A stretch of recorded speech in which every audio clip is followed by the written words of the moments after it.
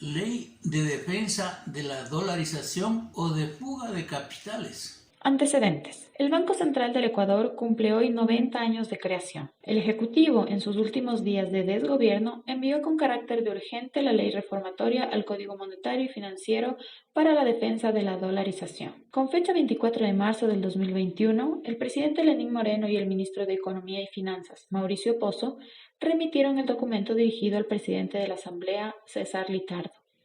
La ley se presentó como parte del acuerdo entre el Fondo Monetario Internacional y Ecuador, firmado en agosto del 2020, que incluye un calendario con metas que debe cumplir el país. Entre ellas está la aprobación de una reforma al Código Orgánico Monetario y Financiero en febrero del 2021. El documento contiene 10 aspectos claves, con los cuales, según el gobierno, se robustecerá el régimen de dolarización y, según analistas económicos de izquierda y de derecha, tienen criterios diametralmente opuestos. Inclusive, se acusa de que quienes redactaron la ley de defensa de la dolarización, esto refiriéndose a los abogados, desconocían de la economía que tiene el país y no tienen la más remota idea de lo que tiene nuestra Constitución. Este proyecto de ley es analizado por el doctor Manuel Pozo Zumárraga desde el punto de vista jurídico en los 10 aspectos más importantes que trae la ley. Antes de entrar al análisis pormenorizado de los 10 aspectos más importantes de la ley, ¿nos puede ilustrar en riesgo o temores de que no es una ley de defensa de la dolarización como afirman expertos en materia económica?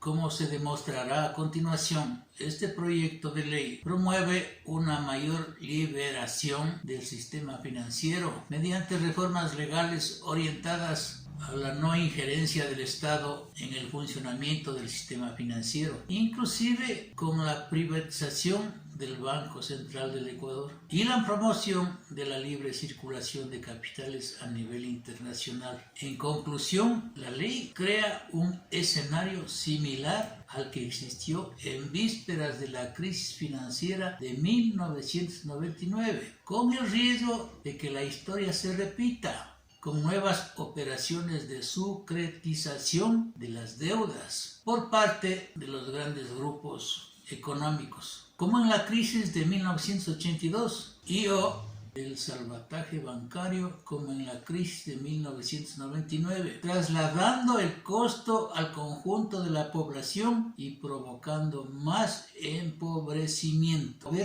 ¿Cuáles son los 10 aspectos más importantes que trae la ley? Primero, la creación de 2 juntas de política y de regulación monetaria y financiera. Segundo, la Asamblea podrá remover a los miembros de juntas. Tercero, la acumulación de reservas para garantizar los depósitos y la moneda fraccionaria. Cuarto, la prohibición de préstamos al gobierno. Quinto, la creación y publicación de 4 sistemas en el balance. También se establece que se publiquen los 4 sistemas dentro del balance del Banco Central del Ecuador y que de existir utilidades se proceda a la capitalización del banco. 6. Escrutinio y rendición de cuentas de terceros. 7. Presentación de estados financieros anuales auditados por firmas extranjeras. 8. Cierre de la crisis de 1999 para proteger el patrimonio del Banco Central del Ecuador de problemas legales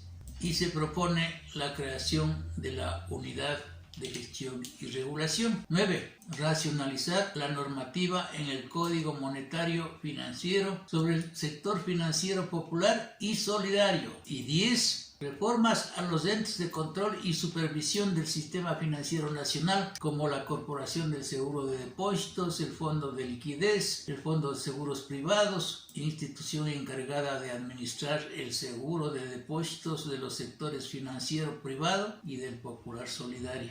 ¿Se tienen datos sobre el volumen de la dolarización? Aproximadamente está en 63.400 millones de dólares y hay que revisar con mucha responsabilidad porque de la forma como está redactada la ley daría la sensación de que serían los favorecidos la banca y serían ellos los que determinarían las tasas de interés. ¿Por qué afirman algunos analistas que esta ley es violatoria de la Constitución de la República?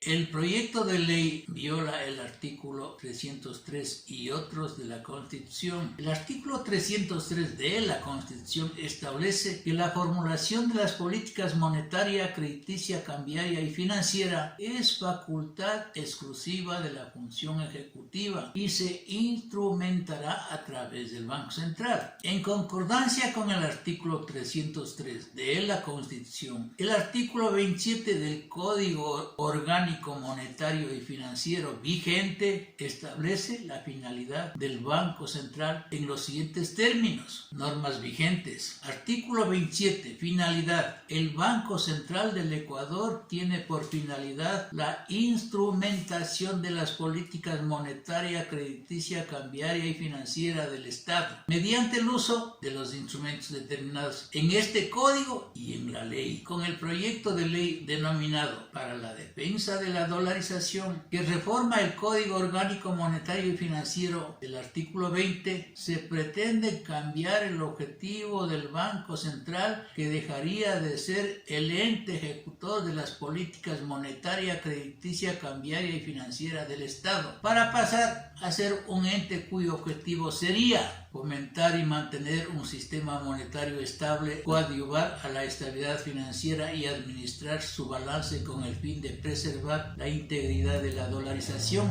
incluyendo el funcionamiento seguro, sólido y eficiente de los sistemas y medios de pago. El Banco Central ya no sería el brazo ejecutor de las políticas monetaria, crediticia, cambiaria y financiera del Estado, como manda la Constitución, pero además, en el artículo 21 del proyecto de ley, se pretende que la formulación de las políticas monetaria, crediticia, cambiaria y financiera, que según la Constitución es facultad exclusiva de la función ejecutiva, deje de serlo, al establecer que ninguna persona o entidad procurará ejercer influencia sobre los miembros del órgano de gobierno o el personal del Banco Central del Ecuador en el ejercicio de sus funciones, cuyas decisiones serán tomadas por un directorio. Esto significa que el Banco Central no solamente ya no cumplirá las funciones asignadas en la Constitución, sino que además la función ejecutiva no podrá tener ninguna injerencia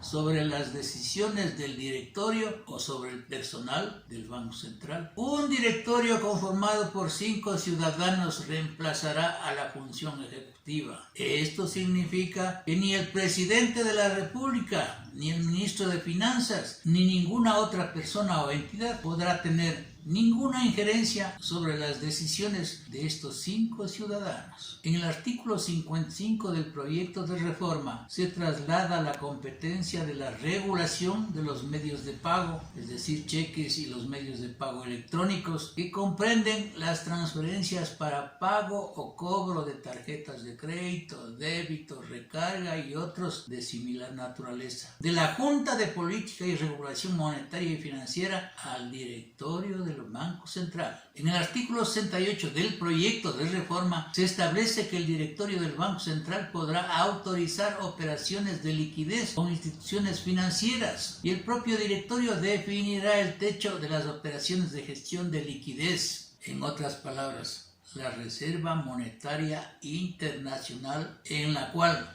por disposición de la ley, están obligadas a mantener depositados sus recursos líquidos todas las instituciones del Estado, esto es la chequera del país, sería manejada, en caso de ser aprobada esta ley, por los 5 ciudadanos miembros del directorio del Banco Central, sin ninguna injerencia de ninguna autoridad de la función ejecutiva.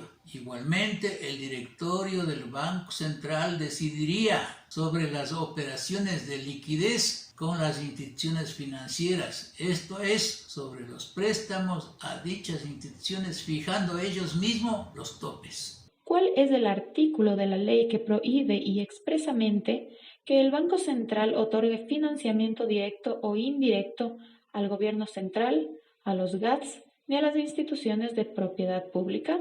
En el artículo 46 del proyecto de reforma se prohíbe que el Banco Central otorgue financiamiento directo ni indirecto al gobierno central, al ente rector de las finanzas públicas, a los gobiernos autónomos descentralizados, y a las instituciones de propiedad pública. Esta prohibición incluye, primero, la concesión por el Banco Central del Ecuador de cualquier préstamo, directo e indirecto, o anticipo a corto plazo del sector público. 2. La emisión de garantías por parte del Banco Central del Ecuador para las transacciones financieras realizadas por el sector público. Y 3. Cualquier transacción financiera por parte del Banco Central del Ecuador con cualquier tercero que constituya una condición previa para las operaciones de préstamo realizadas por el sector público. ¿Por qué se afirma que en lugar de ser una ley de defensa de la dolarización, es una ley de fuga de capitales?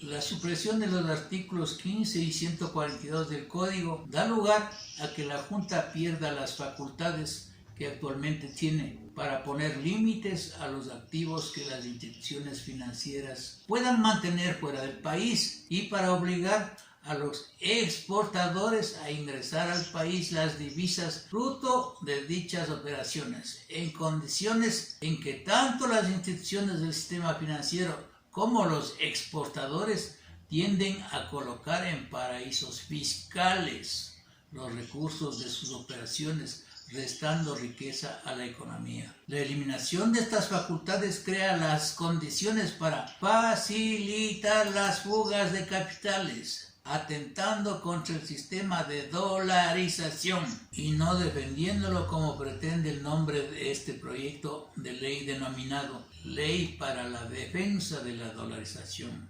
Más aún, considerando el compromiso del gobierno saliente con el Fondo Monetario Internacional establecido en el acuerdo vigente de eliminar el impuesto a la salida de divisas. Soy el doctor Manuel Pozo Zumárraga. Muchas gracias, ecuatorianos. Mayoría legislativa, es decir, el triunfo de las fuerzas democráticas del 11 de abril. Pueden convertirlo en derrota esas mismas fuerzas en la Asamblea si no comprenden por qué ganaron. Su victoria se dio porque Guillermo Lasso captó a los votantes de Pachacutic y la Izquierda Democrática, junto con algunas organizaciones sociales. Y no los captó por magia, sino porque incorporó sus propuestas a su plataforma. En primera vuelta llegó por las propuestas del PSC que incorporó y la suya personal, que era de Creo. Eso le significó solo 20% de votación. Cambiar y abrirse le significó 32% más. Es lógico que con ellos entonces la alianza ganadora haga mayoría. Es lo más representativo de la avalancha que frenó al socialismo del siglo XXI en este país. Un fenómeno que ha sorprendido a Latinoamérica y habla muy bien de la nobleza de los ecuatorianos, de su memoria y de su apuesta a una opción que sin duda tiene riesgos, pero ni de lejos se acerca al saqueo, al atropello y la mentira, el correísmo. Esa nobleza del electorado no se pueden abofetear ni malinterpretar. La plataforma que hay que cumplir ahora es mixta, múltiple y pluralista. Comprende reivindicaciones de una izquierda democrática diferente a la totalitaria, de las feministas, de los ambientalistas, de los jóvenes, de los grupos LGBTI, de las minorías cansadas de exclusión simplemente porque no son mayoría. Y en esa mayoría legislativa democrática y moderna que reclama y merece el 53% que votó por ella en este país, las dignidades en la Asamblea no pueden ser el punto de divergencia, sino la demostración de lo que tanto les ha llenado la boca. Diálogo, consensos, transparencia, concesiones, no claudicaciones. La primera fuerza democrática de la Asamblea, Pachacutic, debería ocupar la presidencia. La segunda fuerza democrática, el PSC, la primera vicepresidencia. La tercera fuerza democrática, la segunda vicepresidencia, es decir, la Izquierda Democrática. Quienes nominen a su vez para las diversidades dignidades, como las llaman, deben tener eso, dignidad. Desistir si tienen algún proceso en marcha, aunque sean inocentes, y no exponerse a la destitución que avergonzó a José Serrano como primer presidente de esta Asamblea, todavía controlada, por cierto, por el correísmo.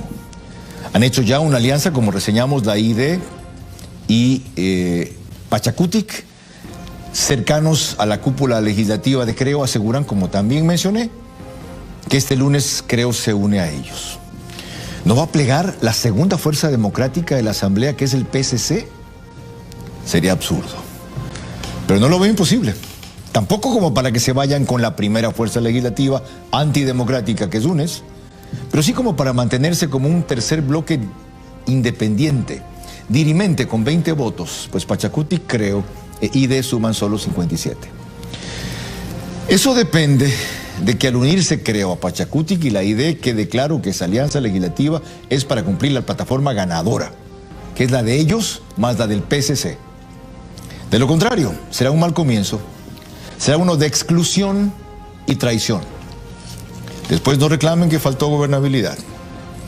Para la tercera parte de la Asamblea, ¿qué significa el correísmo? Representación en el CAL, sí, las comisiones también, incluso que presida alguna que no sea la de fiscalización o la económica. Y esto porque son la única fuerza antidemocrática en la Asamblea todavía fuerte y vigente, por las fallas, complicidades y dispersión de las fuerzas democráticas. Que se arme una mayoría legislativa que impulse, mejore, fiscalice la plataforma ganadora de Lazo dependen, recuérdenlo, de que ustedes mantengan la exigencia y la guardia en alto. Hemos ganado solo una batalla. Esta guerra sigue.